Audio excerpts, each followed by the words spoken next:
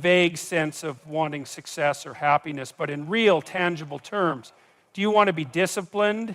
Do you want to be someone who others respect, not because of what you say, but because of what you embody? Do you want to be strong in both mind and body? If the answer is yes, then you need to commit to the work required to become that person. And that work is not glamorous, it's not loud. It's done in silence, in the early mornings, in the late nights, in the moments when no one is watching. Every single day, you are either getting better or you are staying the same. There is no standing still. You are either building yourself up or letting yourself decay. And that's why self-improvement isn't just some motivational concept. It's survival. The world is moving forward whether you like it or not. The question is, are you moving with it or are you being left behind? If you take this seriously, if you truly commit to self-improvement, something incredible happens. You start to feel a deep sense of purpose. Because progress, no matter how small, creates momentum. The more you improve, the more you believe in yourself. The more you believe in yourself, the more action you take. And eventually you look back and realize you've become someone you once only dreamed of being. But you have to be willing to go through the process. You have to be willing to endure the discomfort of growth. Because real improvement isn't about feeling good all the time. It's about doing what's necessary, even when you don't feel like it. It's about developing the discipline to push forward when your mind is telling you to quit. And here's the thing. You don't need to announce it. You don't need to post about it. You don't need to seek applause or recognition. Just do the work. Move in silence. Improve quietly. Let your success be the evidence of your discipline. The world doesn't need more people talking about what they're going to do. It needs more people who are simply doing it. So ask yourself right now, are you willing to step up? Are you willing to demand more from yourself? Because if you are, then everything changes. Not overnight, not in a week, but slowly, steadily, and undeniably. And one day, when you look in the mirror, you'll realize that the person staring back at you is no longer a product of the past, but a reflection of everything you chose to become. There's a certain power in silence that most people will never understand. The world today is loud, filled with endless noise, opinions, distractions, and people who believe that if they're not constantly talking, constantly proving themselves, they're somehow losing relevance. But that's not true. In fact, the opposite is often the case. The more you talk, the more you reveal. The more you reveal, the more vulnerable you become to criticism, to doubt, to interference. If you truly want to build something meaningful, whether it's success, strength, wisdom, or resilience, you need to understand the power of keeping quiet and letting your actions speak for themselves. Think about it. Have you ever noticed how the most dangerous, most disciplined, and most capable individuals don't feel the need to broadcast their every move? They don't seek attention. They don't explain themselves to people who won't understand. They don't waste their breath convincing others of their worth. Instead, they act, they move, they strategize. And when the time is right, their results do the talking. Most people give away too much of their power by speaking without purpose. They share their goals before they've even begun the work. They argue with those who don't deserve their time. They seek validation from people who have achieved nothing themselves. And in doing so, they dilute their own focus, allowing outside voices to influence their direction. If you want to master yourself, if you want to build real strength, then you need to learn to hold your tongue, to conserve your energy, and to operate with quiet precision. Silence creates mystery. It forces people to wonder what you're thinking, what you're planning, what you're capable of. And that alone gives you an edge, because when people don't know your next move, they can't interfere with it.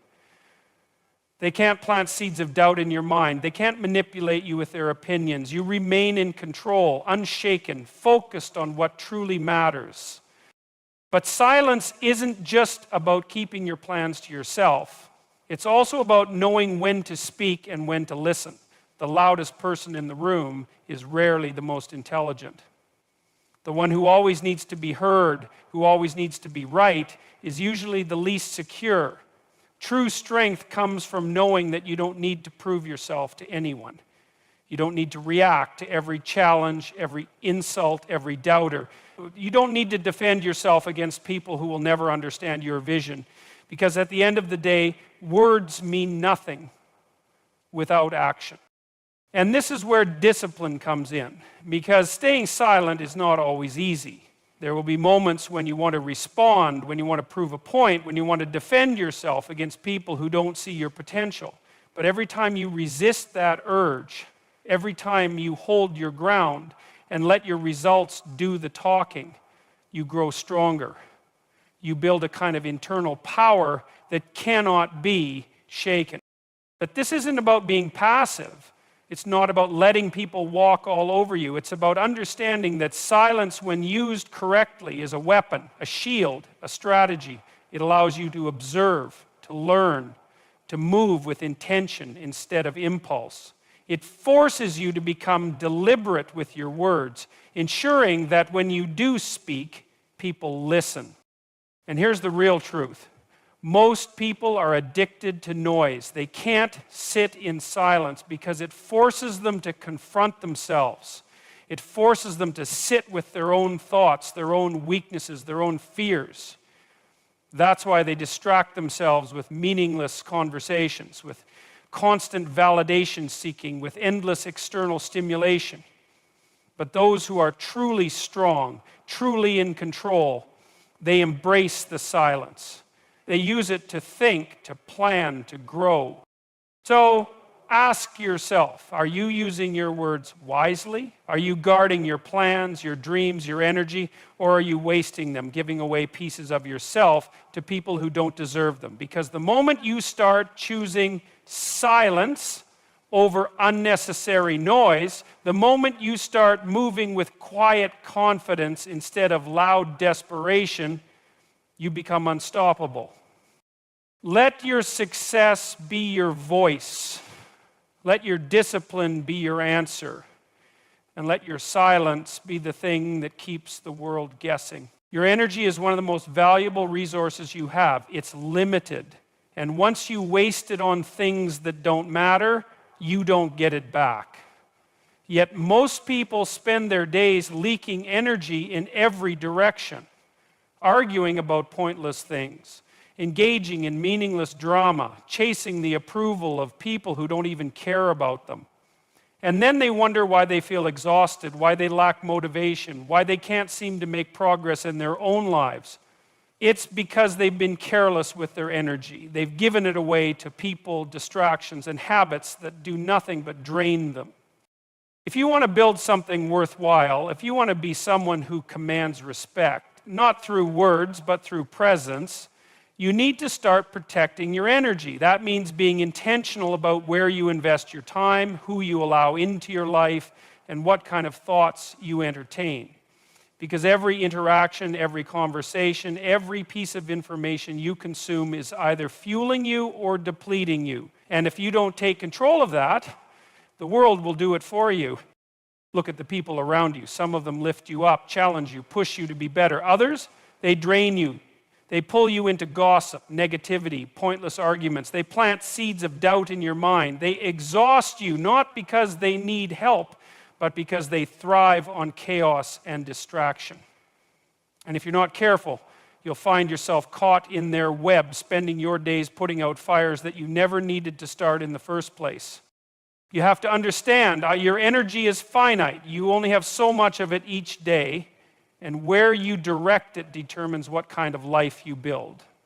If you waste it on people who don't respect your time, if you burn it up trying to change others instead of improving yourself, if you throw it away chasing things that don't align with your purpose, then you will always feel empty. You will always feel like you're running in place. And this applies not just to people, but to everything. The content you consume, the conversations you engage in, the thoughts you allow to live in your mind, most people don't realize that their biggest energy drain isn't even external. It's internal. It's the constant overthinking, the self-doubt, the unnecessary worry about things beyond their control. They spend hours replaying conversations, analyzing meaningless situations, stressing over opinions that don't matter. And in doing so, they rob themselves of the energy they could have used to build something real.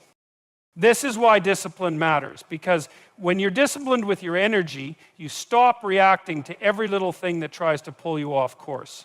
You don't entertain drama. You don't engage in pointless debates. You don't waste time explaining yourself to people who are committed to misunderstanding you. Instead, you conserve that energy.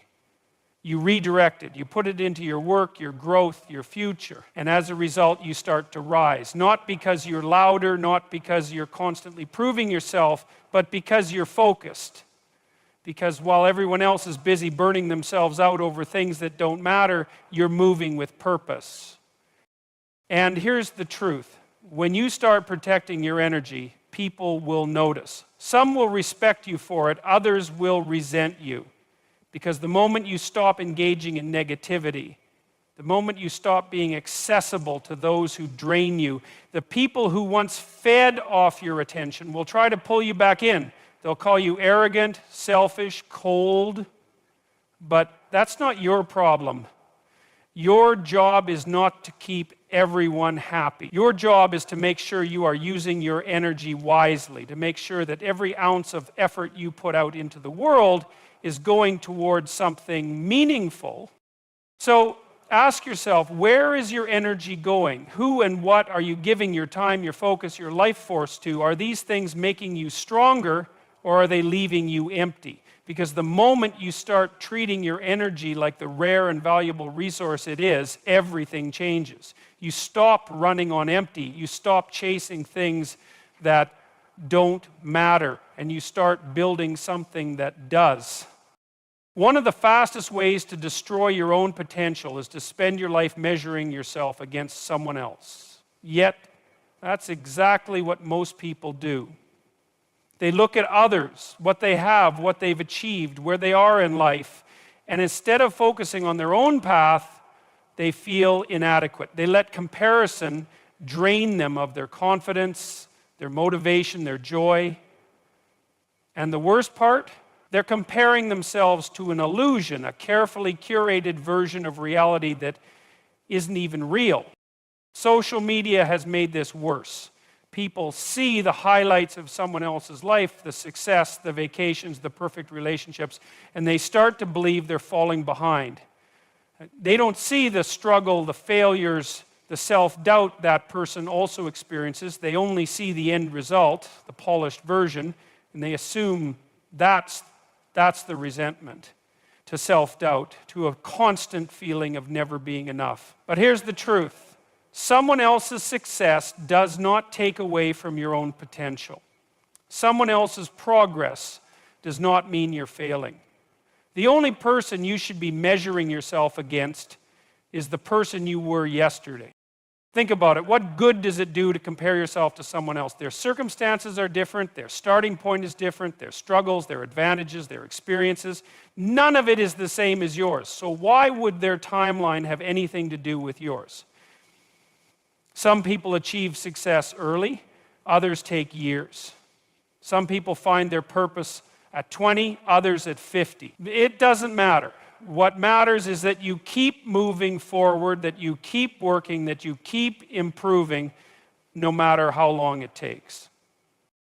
The problem with comparison is that it makes you focus on the wrong things. Instead of paying attention to your own progress, you're constantly looking sideways, measuring yourself against someone else's journey. And that takes your focus away from where it should be, on yourself, on your own growth, on your own potential. Because the reality is, if you put as much energy into improving yourself as you do into worrying about where others are, you'd be amazed at how far you could go. But this isn't just about success, it's also about happiness. Because comparison doesn't just rob you of motivation, It robs you of joy. It stops you from appreciating what you already have. You could be making incredible progress, achieving things you once only dreamed of, but the moment you see someone doing better, suddenly it doesn't feel like enough. And that's dangerous, because the truth is, no matter how much you achieve, no matter how much progress you make, there will always be someone ahead of you. Always. If your happiness depends on being the best, you will never be satisfied. You will never find peace. So what's the alternative? Focus on your own path. Celebrate your own wins. Measure yourself against who you were last year, last month, yesterday. That's the only comparison that matters. Are you stronger than you were before? Are you wiser, more disciplined, more focused? If the answer is yes, then you're on the right path.